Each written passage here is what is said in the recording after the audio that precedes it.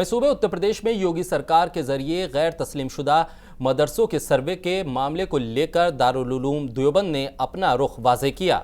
दारुल उलूम देवबंद ने अपना रुख वाज़ेह करते हुए कहा कि मुल्क की आज़ादी में मदरसों की कुर्बानी भुलाई नहीं जा सकती। मदरसा मुल्क के आइन के तहत चलते हैं और मदरसों में कोई भी चीज़ छुपी ढकी नहीं है, इसलिए यूपी हुकूमत के सर्वे से बिल्कुल घबराने की या डरने की ज़रूरत नहीं है। मौलाना अरशद मदनी ने वाज़ेह किया कि उन्हें योगी सरकार के मदरसों के सर्वे से कोई एतराज़ नहीं है। अपने हिसाब को मुकम्मल रखें। जिस मदरसे के अंदर ज़मीन है, अगर वो ज़मीन सही रखें आप उसको, ये न हो कि ज़मीन मदरसे की नहीं है, आपने मदरसा कायम कर लिया, वो मदरसा कभी ज़िंदा नहीं रह सकता। आप जो बच्चे रख रहे हैं उनकी ज़रूरतों को पूरा करें।